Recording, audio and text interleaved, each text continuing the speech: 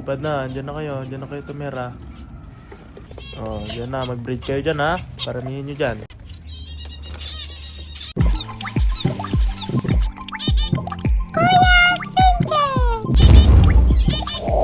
Hello sa inyo mga ka-pincher, mga ka-lovebirds, mga ka-ibon. Muli tayong nagbabalik. Ngayon sa video na to, magsisimula na ulit tayong magpares ng mga ibon natin na zebra finches. Dahil patapos na ang winter at spring na naman, simula na ulit ng breeding season. So, nung winter, pinaghiwalay natin yung mga hen at cock natin dahil importante yan, makapagpahinga sila at hindi sila mapwersa sa pagbibreed. So pinaghiwalay natin sila para makondisyon sila at makapag-prepare sa susunod na breeding season, which is ngayon na nga. Pero medyo maaga tayo nagsimula ngayon na magpares para lang makarami tayo ng mag-breed, no? Pero sa tingin ko kaya naman nilang ma-handle tong maagang pagpapares. So meron tayong mga fawns dito, fawns at saka creams. Yan yung mga pagpaparisin natin dito. So dito yung mga hens, ayan. Dito yung mga cockbirds. So tatanggalin lang natin yung divider, tapos pagpaparis-parisin natin sila. Tapos yung iba nating ibon ay i-colony breeding natin sila doon sa bago nating aviary. Kung hindi nyo pa napanood yung paggawa natin ng aviary at yung bago nating aviary doon, panoodin nyo guys, na in-upload ko lang bago sa video na to. So yun nga, ang aim natin sa season na to ay ibabalik natin sila sa original bloodline nila, no? Kasi tapos na ako mag-cross ng bloodline para mapalakas yung linyada nila at mas maging fertile sila. Kasi sa sobrang tagal ng line breeding na pinagkuhanan natin sa mga breeder, yung iba hindi na fertile. Nahirapan na tayong makapag-produce ng madami. Kaya kinross ko sila. Pero pangit pala yung ganun pagko-cross kung tuloy-tuloy natin ginagawa ang pagko-cross, kasi nawawala yung purity ng line. So mahalaga yung purity ng line para meron kang specific type na bird na mag-produce. So pag nagpo-cross ka sa iba-ibang line ng breeder, parang bumabalik lang yun sa pagka-original. Lumiliit, pumapangit yung shape at nawawala sa standard, no? So yun yung gagawin natin ngayon. Ibabalik natin sila sa mga linya nila para lang maging pure ulit yung line. Tapos at the same time, i-improve natin yung pagpapares natin para makuha yung magagandang traits ng standard ng New Zealand. So yan. So ano pang hinihintay natin? Pagparis-parisin na natin to at magparis din tayo sa likuran. Tara! Ito yung una nating pair na napagparis ko na nung nakaraan. Linyada ni Adrian ito, Duplessis. So maganda tong paris na to, no? At maganda yung shape nila. So sa linyada ni Adrian, sila yung bet na bet ko. Dito naman tayo sa ilalim, meron tayong linyada ni Alan Freer. Ito ay mga cross sa linyada ni Adrian. So half-half. Paparisan sila dito sa linyada din ni Alan na cross kay Adrian. So gagawin natin silang pure Alan line para maganda. So ang pagpaparisin natin ay yung cream hen mapupunta sa fawn cock, tapos yung cream cock mapupunta sa fawn hen para maganda yung labas. Maraming cream ang mailabas at mas marami ding fawn. At ito na yung napagparis natin, cream cock paparis sa fawn hen. So related yan, either magpinsan o magkapatid sa ina or ama. Ito din, ganun din. Kasi nga nila-line breed natin sila. So iniiwasan natin yung magkapatid na yung full sibling na may breed. So hindi maganda yon unless mutation yung habol natin. Pero ito, pinapurify lang natin yung linyada na ibalik sa Alan's line. Dito naman tayo sa baba, meron tayong fawn hen. Yan yung mga nanay nung mga nauna. Tapos cream hen. yung cream hen ay anak ng cream cock dito. So pareho silang anak ng cream cock. Tapos yung fawn cock dyan ay apo ng cream cock. So lolo niya yon. Tapos ang nanay niya dyan is yung fawn hen. So yung fawn hen dyan, ipapares natin sa cream cock na tatay niya. Tapos yung fawn cock, ipapares natin sa cream hen na pinsan niya or ante. Basta ganon. Nakalimutan ko yung record ko eh. Ito na yung napagpares natin. Isang fawn cock at cream hen. Yung mag-ano ata to, magpinsan or mag-ante niya ata yung cream hen. Tapos dito naman, meron tayong cream cock. Yan yung pioneer cream cock natin. Purely Allen's line. Tapos yung babae dyan na anak niya ay cross sa kay Adrian. So, ibabalik natin sa tatay para lang maging pure pa yung Allen's line natin, no? So, ayan. Kung makikita nyo, nagbe-breed na talaga sila. Kakapares lang natin. So, ganyan yung nakakondisyon na ibon. At yan ay dahil pinag-break natin sila. Meron silang pahinga ng ilang buwan during the winter para lang hindi sila ma-overwhelm, ma-abuse sa pagbe-breed. So, kita-kita nyo, diretso agad. Dito naman sa baba, meron tayong cream cock ni Peter Russell. Matanda na to, mga 6 years old na to. At ang kapares niya ay anak niya na cross kay Brenton Lepru line. So, ibabalik lang sa tatay para maging pure Peter Russell line ulit. So, ganyan ang line breeding, para siyang inbreeding pero may purpose. Dito naman makikita nyo akong may pinapatak sa ibon natin.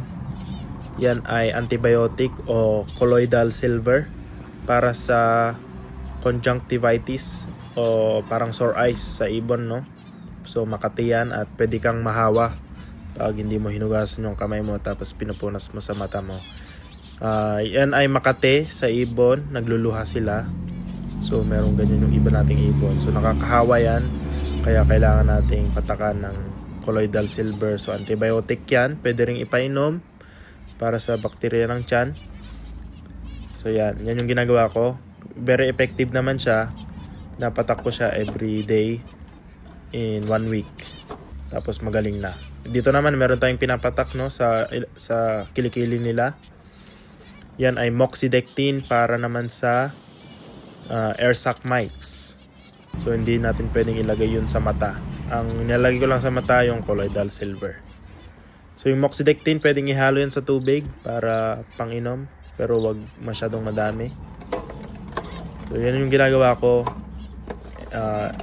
every time na bago mag-breed para lang matanggal yung mga parasites at mga bakterya na pwedeng mag-cause ng sakit.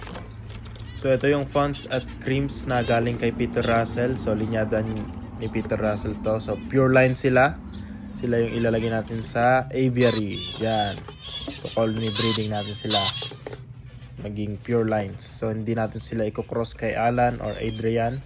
Pero kung kailangan, kulang tayo ng hen or cock, igagawin natin yan. So minimum lang. So yan.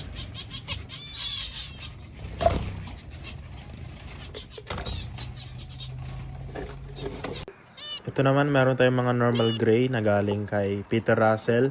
Tapos meron tayong dalawang cockbird dyan na galing kay Rex Dufty. So i-cross natin sila sa linya ni Peter Russell. Kasi extra natin yun, no, na dalawang cock kay Rex. So yung linya naman ni Rex, doon sila sa likod. So tagi isang pair lang sa likod na flight. Ayan. So Peter Russell at Rex, dito sila sa aviary. Ito naman mga Bengalis natin na galing kay Steve Rowe, top Bengalis breeder. At yung ibang chocolate dyan ay kay Adrian. So maganda rin yung line ni Adrian. Galing din kay Steve Rowe. Tapos ito na yung mga Firefinch natin. So panoorin nyo na lang guys. Sana ma-enjoy nyo ang pagpaparis natin.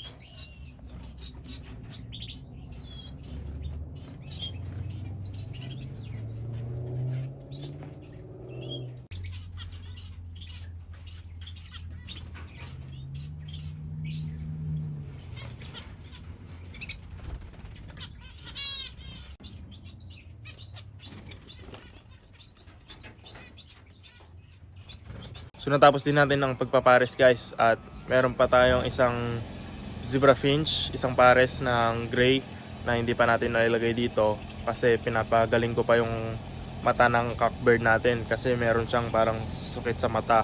So hinihintay ko lang gumaling, pero nagre-recover na siya. Tapos ilalagay natin sila dito. Tapos meron pa tayong mga chestnut flank white, baka dito ko na sila ilagay kasi puno na yung aviary natin. At yung canaries naman natin, pinaghiwalay ko lang yung hen at cock. Tapos pagpaparisin ko sila siguro mga September or October na. At sana mapag-breed pa natin sila kasi matanda na yung mga yun eh. At least 1 clutch, 2 clutch lang yung ma-produce ng mga old canaries natin. Masaya na ako dun. So yun na nga. Sana na-enjoy nyo yung video natin ngayon guys. At subscribe pa kayo para dumami yung subscriber natin kung hindi pa kayo nakasubscribe, para ma-inspire pa akong mag-upload ng mga videos natin dito sa channel natin na to. So salamat muli sa panonood guys. Hanggang sa muli mga kaibon.